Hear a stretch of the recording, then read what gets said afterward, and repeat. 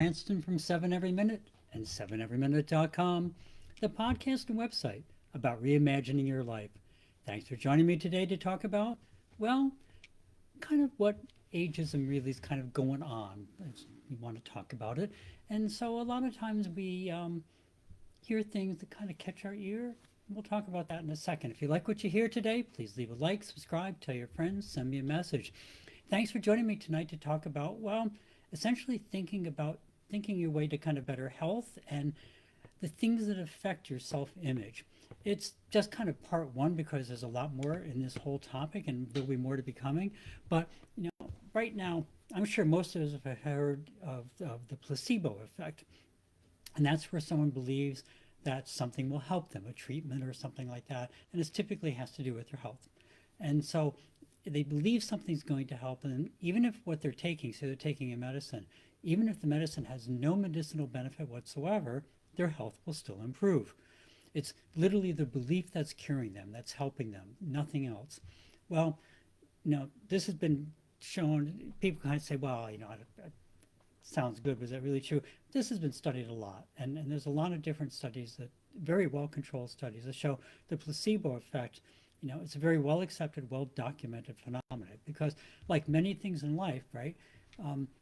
There's Your brain is heavily involved with everything about you. So if your brain believes it's going to happen, then it'll make it happen.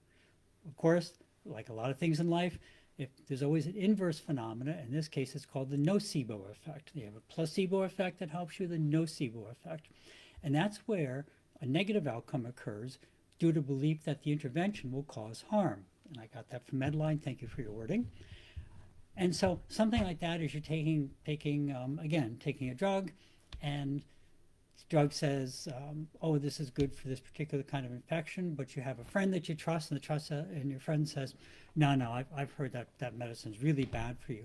And so you go look up all the symptoms, you go, yeah, I think I'm getting all the bad symptoms. And it's not, even if the drug wasn't causing them, your brain now is looking for those bad symptoms and it will make you feel sick. So you have placebo effect, nocebo effect. And this pretty much shows, as we talked about, shows that the brain has tremendous power over all aspects of our bodies and our lives and even our health. But you know that, of course, from our previous discussions. Where it gets really interesting, though, is when you remember that many of our core beliefs are not consciously created, but they're rather the result of our surroundings, so-called common knowledge. So let's take a few random examples.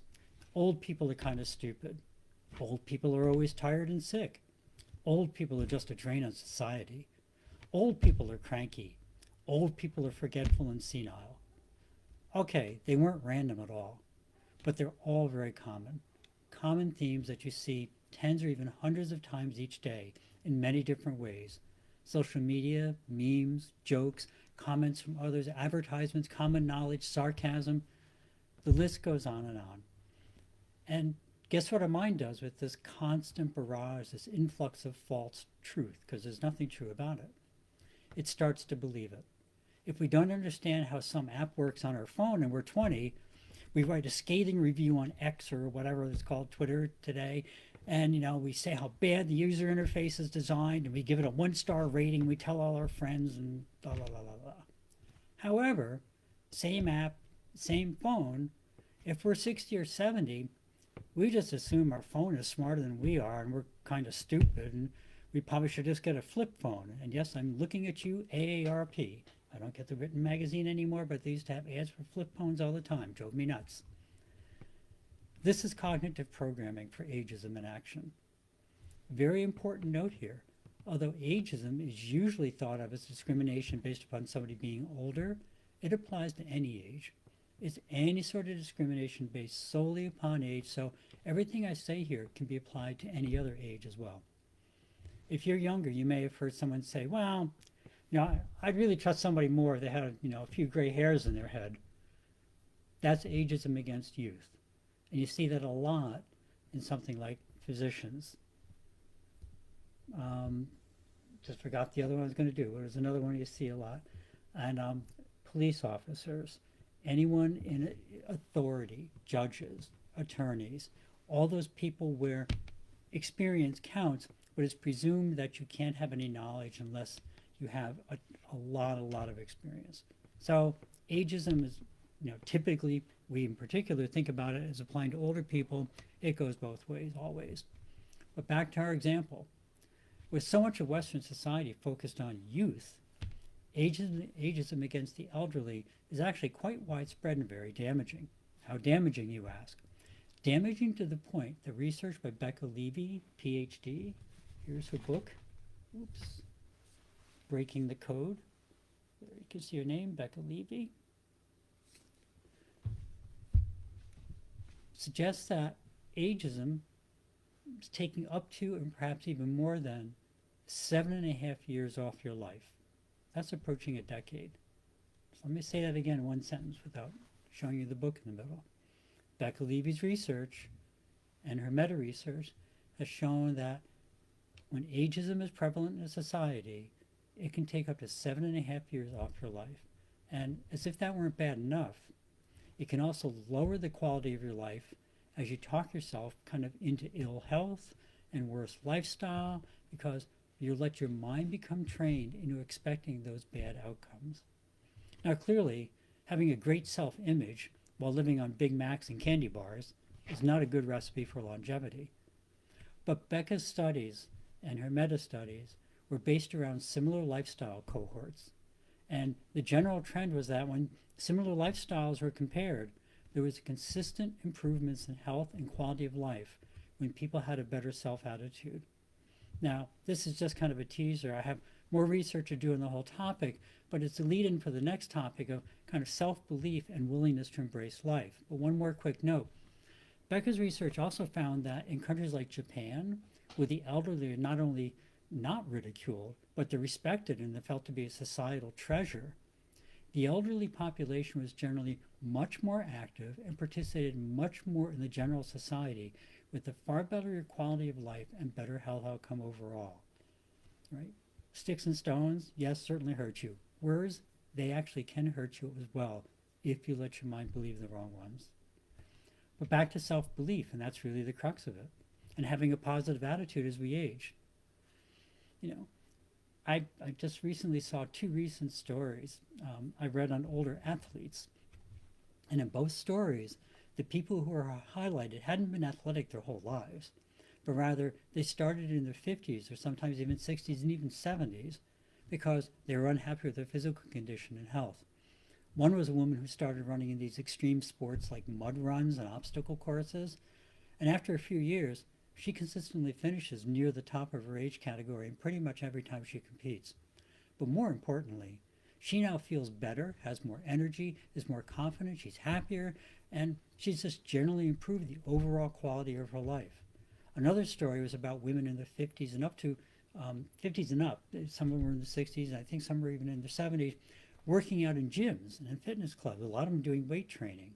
And some gyms are reporting that up to 6% and even more of their clients are women over 50 and some much older. So besides just feeling better, when you build muscle, this especially applies to a woman. Men also have some of these benefits, but not all of them, as you'll hear in a second.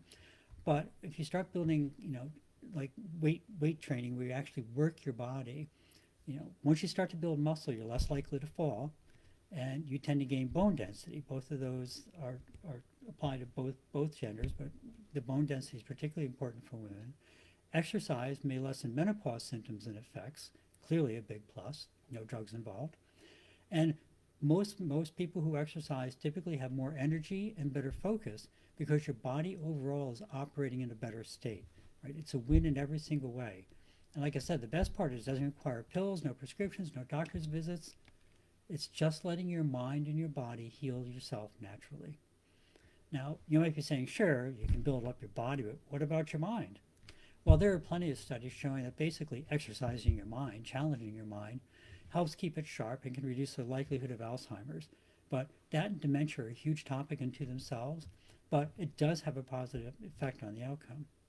Being mentally active is part of the reason, actually, I still work in a technically somewhat demanding job. It's nothing like some of the jobs I've worked in the past, but I still have to manage a lot of disparate thoughts and activities, and that forces my mind to keep those pathways operating, as opposed to sitting around watching soap operas and not really doing much of anything. then all those pathways deteriorate. Remember, we've talked about neural pathways in the past, and I'm not going to go into the depth right now, but neural pathways are formed from what you do. It's how your beliefs are formed, and it's not just your beliefs, but your habits and your skills. And so-called muscle memory obviously doesn't happen in your muscles, but it happens in the nerves in your brain. And when you do things repetitively, those things then stay active. When you don't do anything, your brain, just like the rest of your body, will start to atrophy and it kind of loses its sharpness. So just being active in your mind takes care of it. The next objection may be, and remember, of course, objections are what? They're just your inner brain trying to keep you safe but not trying something new. So if you keep coming up with objections, think, you know it's right, but your brain doesn't want you to try something new.